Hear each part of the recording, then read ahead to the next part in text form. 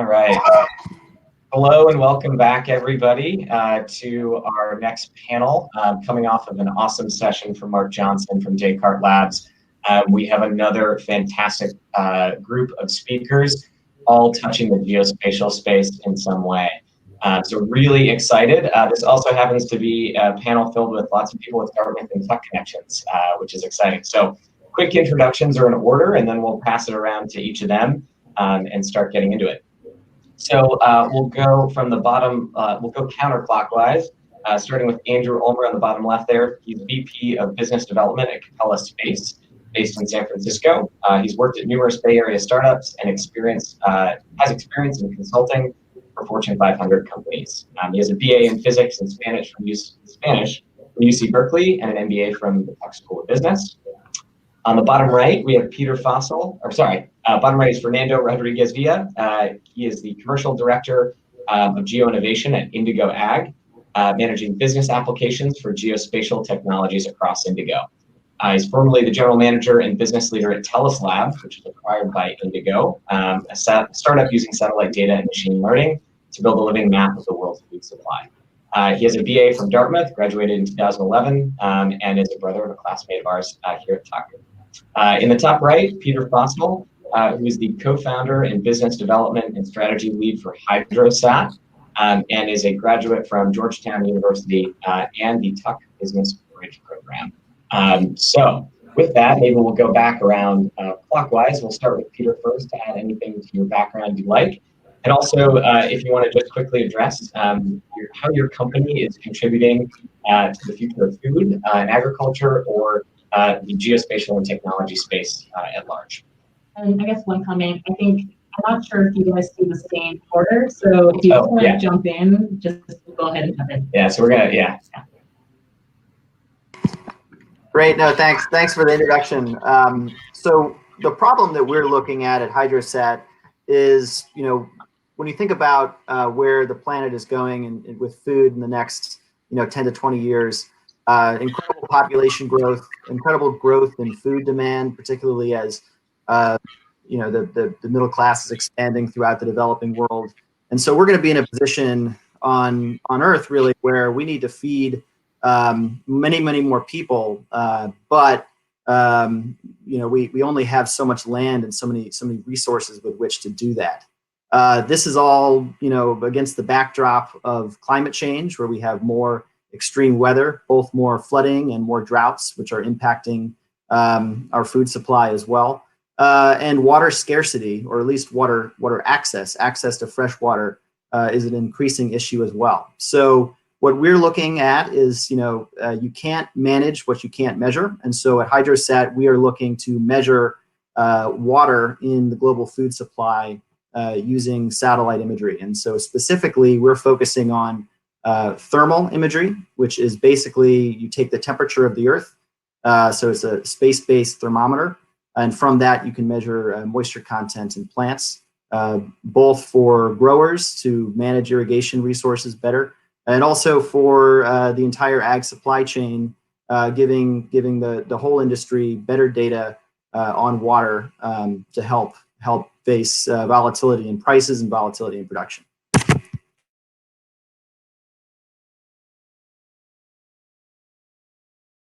Andrew, I'll go for it. Hey, my name's Fernando Rodriguez. I work for a company called Indigo Ag here in Charlestown, Massachusetts. Until 4 months ago, I worked for a company called Telus Labs, which is a startup based in Somerville, whose mission was to build a living map of the world's food supply, which was a kind of a lofty statement. And the technology that we were building to get there mostly centered around the satellite imagery, predominantly from public data sources. So NASA and European Space Agency satellite imagery that we took in raw form and then refined to build maps and then models of major crops around the world. So obviously here in the US, the corn and soy harvests are like incredibly large drivers of the whole global economy. And so we started with models that could predict the yield, the amount of corn or soybeans that would come out of the ground. We were able to predict that with accuracy ahead of government estimates. And that information was very interesting to folks throughout the ag value chain whether they were food companies that are trying to manage their own sourcing and supply chain, to large physical ag traders like the ADMs or Cargills or Bunge's of the world, through to commodity traders, so hedge funds that were taking positions and speculating on futures. And so that was the kind of the initial business model for the technology. But the aspiration of us being able to be accurate and really well describe where food is at every step in the chain, led us to partner with a company called Indigo. Originally, they were one of our best customers, and they engaged us to test the efficacy of their seed treatment. So Indigo Ag here in Boston got started using microbials, so tiny microorganisms that they paired with seeds that allowed the plants to become more resistant to environmental stresses. And so you can have better yields without spending as much to treat them. So there are a lot of environmental consequences to doing that well. That initial technology, we were able to demonstrate that it was working at large scale from space. And so that got us excited about all these other things that we wanted to do together. We kind of said, okay, well, this is what the path forward of a commercial relationship would look like. And we were in the process of raising more money from venture capital at that point. And they said, no, don't do that. Try this other thing. And so that kind of led to this partnership. And we joined the company in December. And since then, really, it's been eye-opening. Indigo is doing all sorts of things, whether it's a direct marketplace, whether it's a ag transport business, where having this living map of how all these pieces are interacting together, initially with satellite imagery, but increasingly from ground data, has been helpful. So that's kind of where the GeoInnovation function is acting today, is trying to kind of think about how a multinational ag company uses geospatial data at every point in the chain. Great. I wanted to thank you, Rachel and Matt, and everyone who went into organizing this. It's very exciting to participate in this panel. Wanted to give a brief addition to Matt's intro in terms of my background and then tie into what we're doing here at Capella Space. So both before and after Tuck, I've always been very interested in new markets. My background is in science, but I've always been interested to see how scientific and technical capabilities can be brought into the commercial world. So I started in wireless telecom prior to Tuck, and after Tuck, I got really interested in clean technology for energy. And then in dealing with so much data and essentially a network of devices, wireless devices, I got interested in IoT. What I'm doing now at Capella in some ways is analogous to IoT in space. But what really draws me to this work is that it's developing a commercial market for a capability that's existed for decades, but hasn't been applied to very many verticals. So what I find interesting, not just about ag, but also about infrastructure, about insurance, finance, construction, and real estate, as well as autonomous applications, is the remote sense data, such as radar, which I can tell you more about from Capella's perspective, is something that can provide a very reliable and near real-time data set to provide information streams for making decisions in business. And the thing that's exciting about commercial space today is that it's essentially analogous to where GPS was 30 years ago, in that defense and intelligence was using that technology as a very powerful capability, but it didn't have any commercial applications because it wasn't available to the public and people didn't know what to do with it. So I think part of the reason we're here today is that we have now access because things have gotten smaller and cheaper, and we know how to handle vast amounts of data with cloud infrastructure, and we can launch them in these very affordable, rocket launches into space, and now observe in a very reliable way what's going on on Earth. So, essentially that's where I'm coming from in terms of my interest here. My work at Capella is all about understanding the commercial applications and developing that business.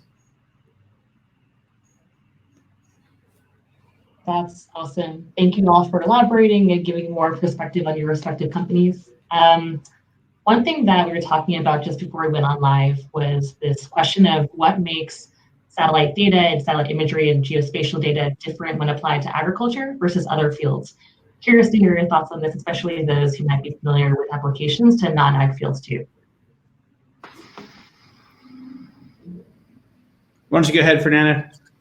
I think an obvious part about agriculture versus other sectors is that it plays out in plain view in a ton of the Earth's surface area. And so, unlike a lot of other industries where, It'd be really hard to get satellite imagery of the desks of 20 traders at Goldman Sachs. Like it's just there's certain parts about the supply chain here that take up a ton of space and are incredibly visible, and so they lend themselves really well to imagery in particular. I think the other thing that's obvious, and the same is true for most commodity or natural resources industries, is that the supply chain is very much a where question, and so knowing geospatially the information at every link in the chain is just so crucial to building a sustainable business. Sorry, just coming off mute. I would add on to that, I think you really hit the nail on the head. It's really what, from a satellite imagery point of view, it's what you can see from space. And you can see larger objects over the globe. And what's interesting about geospatial information is it's not just important where it is, but it's important when you get the information, right? If the information is 10 days old or 2 hours old, depending on the application, it may or may not be relevant. So not so much to really highlight our differentiation, but what we've seen in the industry is the lack of information mostly comes around the problems with one of our dogs is trying to get into this room. I'm going to see how successful the dog is. It's a little dog, so I don't think it should be a problem.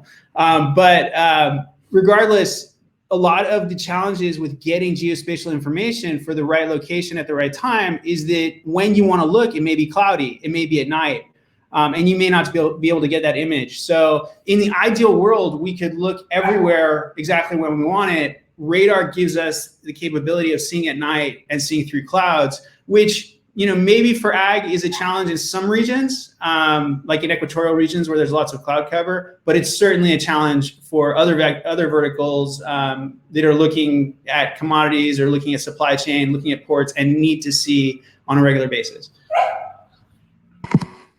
So I couldn't agree more with both of those comments. I'll add that agriculture in general is a very friendly market environment in terms of the requirements when we think about revisit rate and spatial resolution compared to other geospatial markets. And if you look historically, the commercial geospatial technology capabilities have really still been chasing after military markets. And this goes back to Digital Globe and now Maxar. And even today, a lot of the commercial small satellite providers that you might see in the ag space, like Planet Labs, still a very, very large percentage of their revenues are chasing military and intelligence dollars. And the thing about, so before joining Hydrosat, I actually worked in the aerospace and defense industry for a number of years. And I will tell you that when you talk to people in the Air Force or the intelligence community about geospatial requirements, capabilities, they're looking for hourly coverage every 15 minutes. They want to be able to see, something the size of a license plate. Now you extract that out to requirements in the ag space where, okay, a farmer isn't irrigating his fields more than a couple times a week. What do you need 15-minute coverage for?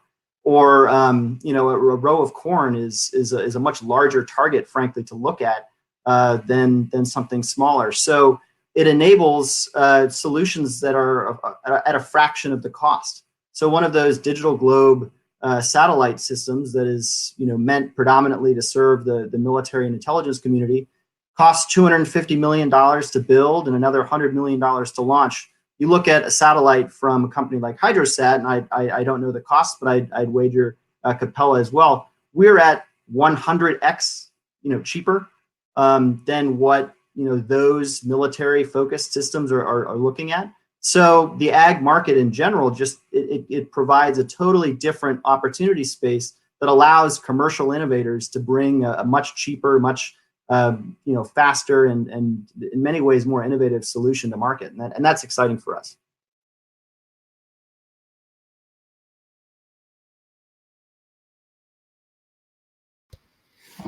Unmuting is important for moderation. Awesome. Great. Yeah. So our next question, I think, gets to a little bit of what we were talking about in prep before we went live as well. And maybe it's taking just a quick step back, and it's kind of a simple question maybe for those not familiar, and we can add a little bit onto this. But we'd love for each of you to talk a little bit about what makes satellite data unique. So from that perspective, I guess there's a few things in there. One, what makes it more useful than land-based or Earth-based data? What makes it maybe less useful? We've already talked a little bit about that, but before coming on, we talked a little bit about closing the loop and maybe the connections there. So if each of you want to kind of talk about that interplay between Earth-based data and satellite data. Maybe one question, there is some terminology that's been kind of thrown around throughout this conversation thus far. If when you're describing the values of satellite imagery and you're counterpointing that against something else, if you could define that other term, that'd be great. Yeah, so I guess an interesting distinction maybe between where we're looking at the problem from Indigo GeoInnovation versus the other two folks is, we're consuming all the geospatial data. And so, we're, even as Telus Labs, we were ingesting imagery from NASA and European space, but then we were also evaluating other providers, some of whom were commercial ones, some of them were public sector ones. And so from our perspective, especially now on the other side of the acquisition, we're really oriented around like, well, what are the problems you're trying to solve? And then we get to, hey, what's the data that's best suited for those? And how do we build technology that can be really agnostic to whether it's coming from a satellite or a drone or someone on their iPhone putting in data from a field?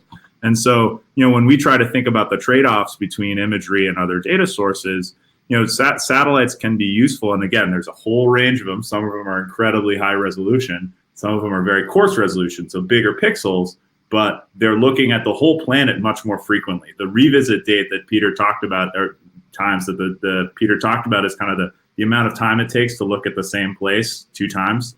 And so, for the coarser resolution satellites, you're looking at like the same place on the planet twice a day. And so that's really exciting, and it's great for some use cases, but not as important for others. Satellites in general have great coverage over geography, so you can see a lot at once. They're not as tied to political boundaries, and so there's some parts of the world that are actually really hard to get ground data from because of whatever the situation is there, or rural areas where there just aren't a lot of iPhones walking around. And so like there are kind of advantages there. Rachel, you referenced the importance of calibration. A lot of where we think ground-based data sources can be really valuable in complementing the satellite data is in calibrating it. So, when you're, kilometers in the air collecting data on a field, you're going to be able to tell interesting things about the greenness or the thermal signature, et cetera. But you're not necessarily going to, and we can predict what the yield is, but we don't actually know whether we're right or wrong until we have a combine that's actually collecting the kernels off of the ground itself that we can calibrate. And so if we have combine data for even 5% of the fields that we're looking at from space, then we can use that smaller data set to calibrate the model so that the other 95% we feel more confident in. And that's kind of a microcosm of how we try to think about ground and satellite data interacting with each other so that we're more accurate. From our own narrative, one of the huge reasons why we were so excited about joining Indigo is that, Indigo has a couple hundred agronomists across the United States collecting this data on the ground. Before we had access to those folks giving us now information, we were always looking at it from afar.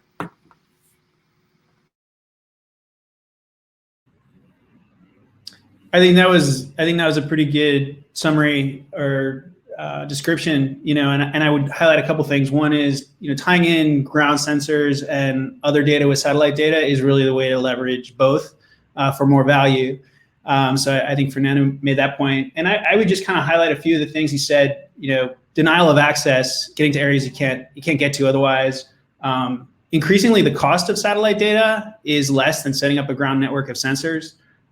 Coverage, which Fernando covered, timeliness. So let's say you want data immediately after a natural disaster to understand crop damage, or timeliness for making decisions operationally for ag or any other field. And then finally, this whole ground truthing issue. I think there's a big issue around, having people on the ground who may see what they want to see or not see what they don't want to see. And if you have a satellite overhead, you can really compare what's actually happening with objectively what's going on from remote sense data.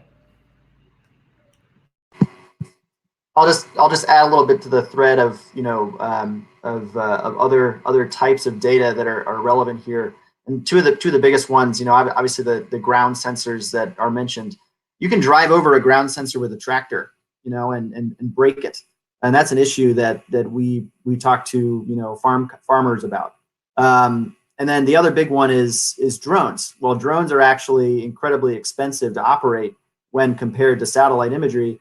Fernando's talking a lot about the fantastic NASA and European satellite programs that are out there. They're all providing free data. They're free to anyone in the world to download and access and use.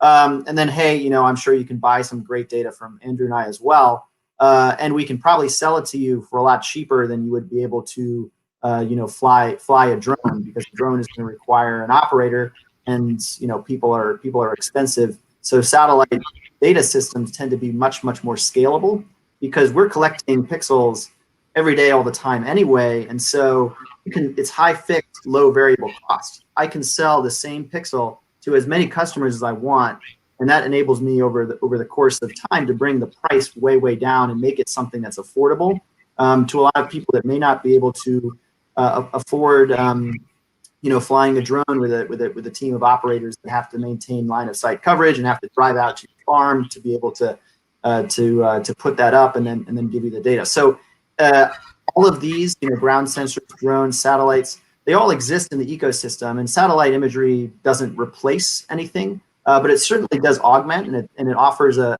different data layer which has its own value to it. But absolutely agree that really you really want to combine a mixture of different data streams for the best results.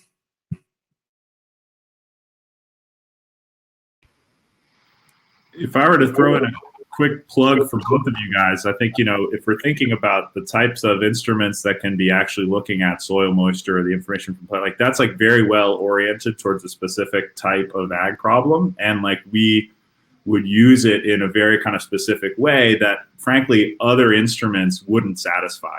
Meanwhile, if you think about some of the strengths of radar, right, of being able to see through clouds, tropical regions for certain crops that are very environmentally sensitive and economically sensitive, like palm oil, where we do some mapping and modeling of palm oil in Malaysia, if we had to wait for there to be no clouds there, we just wouldn't have good enough data.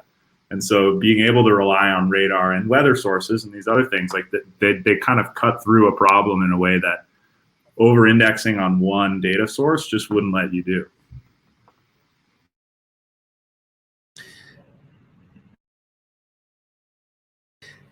I was going to add, it's a little tangential to agricultural productivity and the big issues that Pieter touched on in ag, feeding the world and, ultimately understanding whether it's for insurance or commodities or for productivity, agriculture. But the environmental impacts that our planet is facing in terms of deforestation, in terms of, people tearing down forests for agricultural reasons, understanding supply chain from a sustainability point of view, looking at the ice caps, which all of it obviously is very closely connected to the future of agriculture and the future of our planet.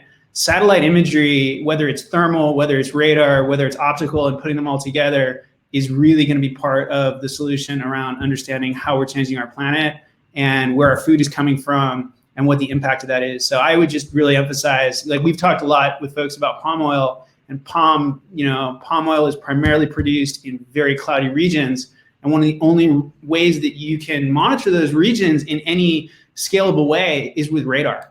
And there are other problems that we need to solve with other remote satellite-based sensors. So I wanted to add that as well. I mean, Pieter, you could probably talk to it as well as anyone. One of the hugest environmental challenges we have is the depletion of our water, which is mostly going to ag more than anything else. Yeah, that's absolutely correct. I mean, particularly when we look at evaporation, which is actually what we measure. So when we say that we're looking at, we have these thermometers in space, this thermal sensor, actually what we're measuring is the evaporation of water off of the land surface or off of, the surface of a reservoir. We just normally think about, fields in this case, but, it's a big issue for, governments as well. So there's a famine early warning program that the USAID manages in Africa that is all looking at on drought and trying to predict famines weeks in advance so that you can pre-deploy resources. It's an issue when it comes to fire as well. We saw just about a year ago some of the worst fires in terms of loss of life in this country that we've experienced in the last couple of decades, and it was caused by many things, as every disaster has 5 or 6 root causes, but one of them was really dry grass, and you have power lines running through these really dry areas, and power lines create sparks and dry grass catches on fire, and there you go. And so being able to have a good sense for what is going on with our water resources has huge impacts outside of just what we think about when we think about commodities trading or soy futures or what have you. It really is an environmental issue. It's a government issue. It's a regulatory issue. And both radar and thermal and optical satellite imagery and lots of other things can be brought to bear in order to help out.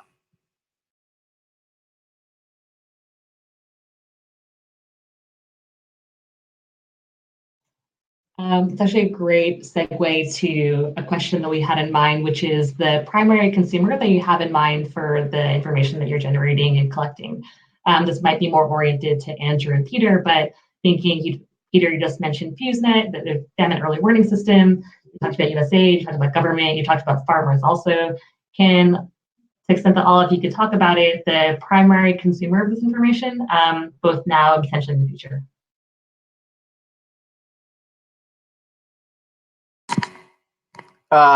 Yes, thank you. That's a great question. So the way we look at the market is really in stages. Ultimately, our end goal is to be able to provide insights to growers, people who are actually growing the food to feed the planet. But that's a really challenging market segment in many ways to address if you're a satellite company. So we might look to the folks like Fernando at Indigo Ag or other people that already have better inroads there in the near term. So when you think about if you're putting up satellites in space and taking down data and you're looking to access the agriculture markets, it's the governments that are probably the first and most sophisticated customers. They have the ability to pay, which is really important for demand, and then also they have the ability to digest and make use of the information. The U.S. Department of Agriculture has incredible statistical models, really bright people who spend their entire working days looking at these issues, and they're really used to using satellite imagery from NASA, from USGS, and other types of data sources. So these are the types of customers that we see as being kind of the early adopters of any kind of commercial satellite solution. Moving beyond that in concentric circles, you start looking at other sophisticated customer types like the hedge fund community and a lot of the big grain traders. We talked with Descartes Labs obviously as the keynote, and they've had some great success on the grain trader side as well. So there's a lot of different customer sets that make up this ecosystem, and we'd like to serve farmers. We'd like to get there eventually, but along the way, there's a lot of other communities that are probably easier to help in the short term. So as far as Capella and looking at radar, as I mentioned, there's a large existing market both among defense and intelligence, but also among civil governments looking at things like natural disasters, monitoring for oil spills, regulatory type things. In the commercial markets where I'm working, there's been a large consumption of radar data among oil and gas who have a lot of global infrastructure and are looking at their environmental impact, highly regulated and vast regions. Maritime is a great market for us because ships show up very brightly in a radar image against the ocean. So when I look at growing markets aside from those sort of more traditional markets, including ag, which I would just throw out for the folks who are attending who aren't as familiar with radar, you may look at Sentinel, which is one of the Copernicus or European Union missions for free radar data. It has great coverage and goes back several years for large swaths of coverage for ag areas. I'll just throw that in. What I'm looking to grow is really looking at economic infrastructure. So supply chains, commodities, finance, insurance companies who are looking to track natural resources through the supply chain and transportation, looking at areas like ports and railways and where goods are shipped and then where they're manufactured and sent, and tracking the supply chains for all the different interests, whether it's predicting future markets, whether it's understanding, risks and exposure. I think those are some really interesting areas. And then finally, construction, large scale construction, both looking at the risks and monitoring when you're in cities, when you're tunneling, when you're building skyscrapers and they're starting to tip over or sink into the ground. And, you need to obviously track that. And probably one of the bigger markets that's coming online is autonomous vehicle mapping and understanding what we could do to help keep those maps really current and really accurate, because obviously there's major concerns there for upcoming technologies. So I know that's a lot, but we're still figuring it out. I think there's a lot. It's kind of early in the technology cycle, and one of the things that we're going to do as a company is really look to the market to tell us where the value is. We can tell you where the changes occur. We can tell you what the object recognition and where things are moving. We can tell you how the surface of the earth or man-made structures are deforming and changing, and we can even create maps for you. But at the end of the day, we want customers and markets to tell us, hey, this can solve this problem for us, and if you provided this product, we would find value in it.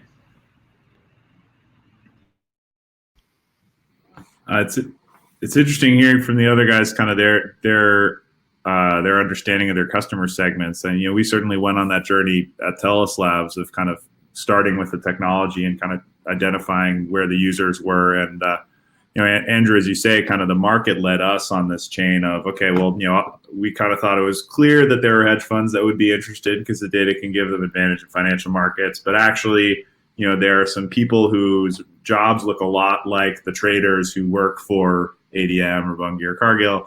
And, and actually they have an interesting physical application of the same, set of questions. And then that drove us to another set of customers. And so, that was an exciting journey that got us to a point when we were about to join Indigo, where we really felt within agriculture, trying to find a way for this technology to make its way into the hands of growers was really important.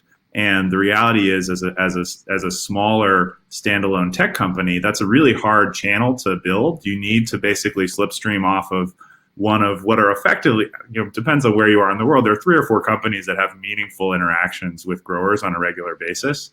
And Indigo, and the statistics are out there. Indigo's raised a ton of money to basically build that channel. And it's been really inspiring to frankly look at the progress that they've made at doing this thing, which from a business standpoint, you guys are all business students in the audience, it's just really hard to build in this market. And it's been expensive, and it's been, I think, arduous for the company, but now we're starting to see the fruit of it. And part of it is that, they can buy a company like Telos Labs and instantly put our technology into the hands of growers that previously the only people who could afford it were, big behemoths in the ag chain. And so, as Indigo takes a kind of a quote unquote systems approach to agriculture, Indigo can do that with a positive financial return to themselves, because it means that they're also empowering the growers with the other Indigo offerings. They're also able to share the information with the various operators on the other side of their marketplace.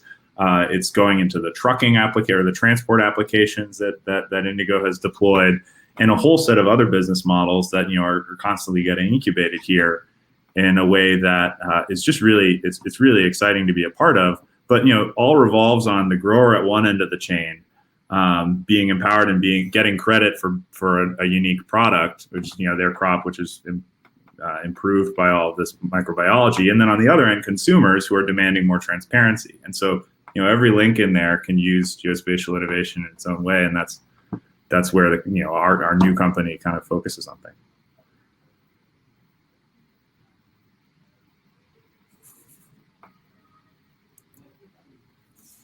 I think that question about transparency and the balance of data availability, but also empowering those who should be empowered, is actually a great lead-in to the first question that came up in the Ask the Question box.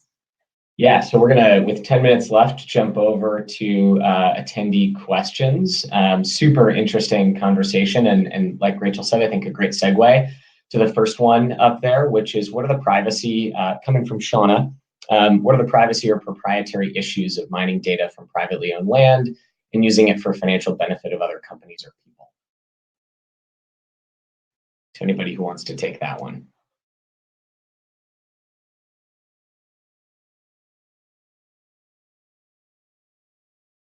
Sorry, I was trying to navigate Crowdcast. I wasn't just dodging the question. Look, personally identifiable information is like an incredibly sensitive issue that pretty much anyone throughout technology is thinking through. In a previous lifetime, I worked for an education technology company, and so we were working a lot with student data, and as you can imagine, that's incredibly sensitive.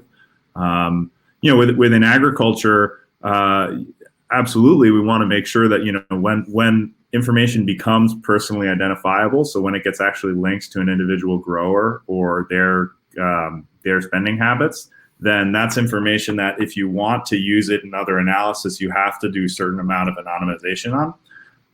And so, just like in other industries, there are kind of approaches to anonymizing the content or to, encrypting it or deriving, doing derived analysis on it to a point that, it's not something that you would trace back to individuals. One of the other sensitivities in the ag industry, particularly if you're working with growers, it's a community that is very sensitive about their information, maybe more so than an average consumer is, or than most people when they're unconsciously using Google or Facebook or all these other applications. And I think to be honest, I think that's a positive that maybe more so in other sectors, growers have a level of maturity about and sensitivity to sharing their data, which, if like with most products, particularly in technology, if you can link it to value, then you can kind of convince them with the value proposition that their data can be used for their good.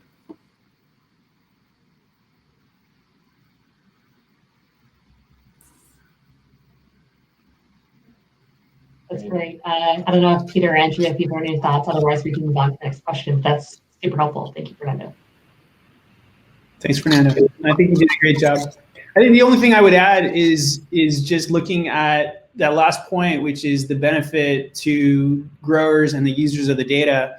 We all have pictures of our cities and our houses taken of us, and farmers are going to have their farms imaged from overhead as they would, if there were an aerial, kind of land-based aerial, whether it's plane-based or drone-based imagery. But we all benefit. Ideally, farmers can benefit from products that come from companies like ours, as well as third parties. So it's kind of, all boats are rising with the tide of more information. And the other key point that Fernando made at the very beginning is PII versus sort of more, more generalized information about sites. And I think we're all very connected as a globe. And we need to understand, productivity in ag across the globe, just like we need to understand supply chains end to end. So I think there's a global need for information about how land is being used as well.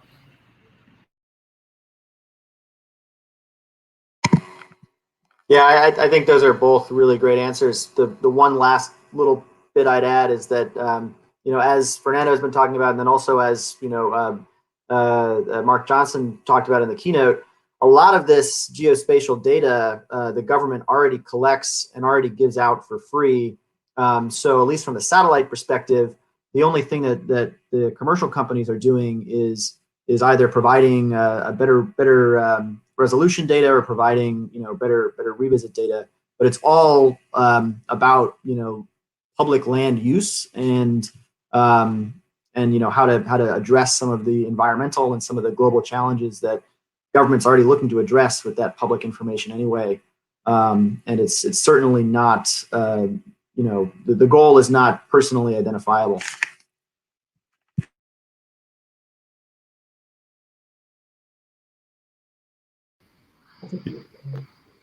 And that's, I think that we're going to finish answering that one. One more. Great. So we'll jump to the question from Pauline.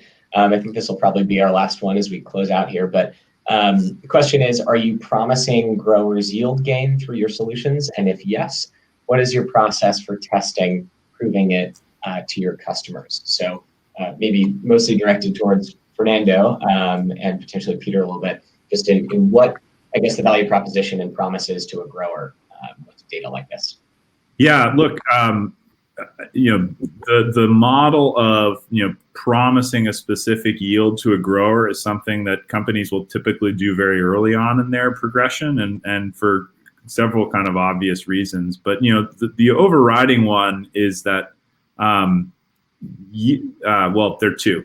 There's a smaller one, which is that, yield itself is like an incredibly complex output of a very nuanced machine, and really like things like the weather, your like specific soil type, all sorts of environmental factors that are really hard to control for are tough for inputs companies to really promise against, just given the incredible diversity of it. Now, like Indigo is aspiring to calculate every single one of those data points so that we can create the best possible simulations of what your output would be.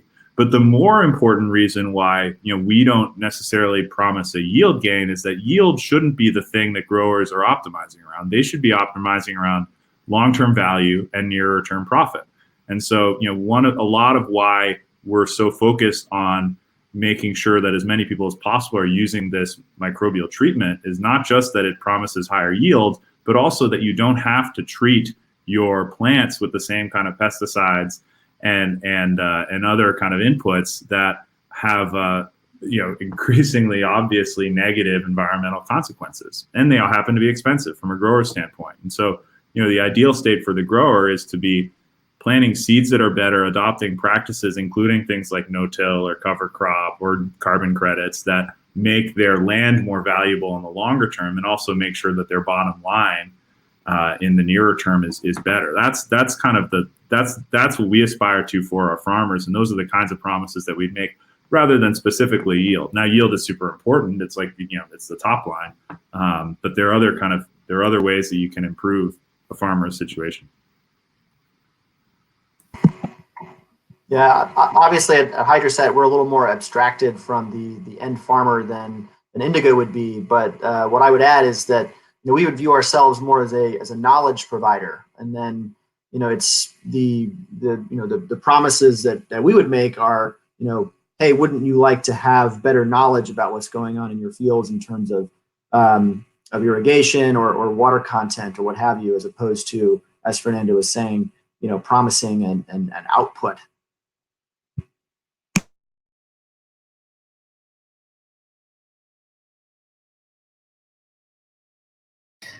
Yeah, we have no promises. We're too early. We don't actually have products in the ag space. So I'll just entirely pass. I really like the perspective that Fernando shared, though, around kind of the bigger picture, the holistic picture, and the longer term picture.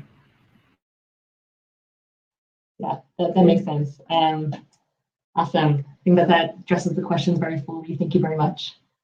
Yeah, great. So with that, thank all three of you for just a wonderful, amazing conversation. I think this was super informative and really insightful. I'd also love to add, this is probably our first panel we've gotten the entire way through, and we've all stayed on, and I don't want to jinx it, knock on wood. It's awesome. So technology works. But I guess with our last minute, if any of you have a final parting thought for us, in terms of where you're headed, that might be great to leave us with. Aside from thanking you all and reiterating your sentiment, this was a lot of fun.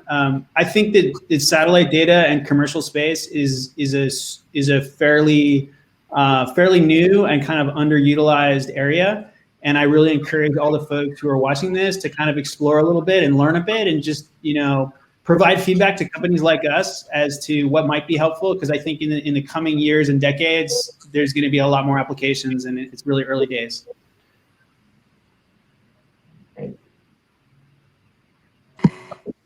Yeah, I'd just like to say, this really fun panel, and thank everyone for getting us together and for participating in this. Rachel, Matt, thanks so much for getting us involved here. And then Peter and Andrew, good to hang out with you briefly. I think we have enough business reasons to spend time offline catching up on what we're up to, so we should definitely do that. And then for the other folks in the audience, thanks so much for the time.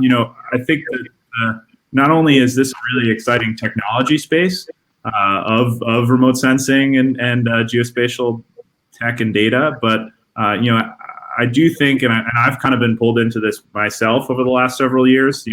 Agriculture is just a huge and fundamentally important part of the globe's economy in the purest sense of allocation of resources. And in our professional lifetime, certainly in yours, as you're thinking where you want to go, there are going to be some really huge challenges that get sorted out mostly through the lens of how we can feed ourselves. And if you're thinking about a direction to go in your career, and this is on that list, then please reach out. I think it's a really exciting and super intellectually interesting space. So wonderful. Thank all three of you. We will end the session in a sec, and for those that are watching, we'll be back on in 15 to close out the day with a couple of short pitches from a couple of early stage companies. So thank you. Anything else to add? No, these pitches are awesome. So stay tuned. Yeah, stay tuned. Thanks, everybody. We'll see you in a bit.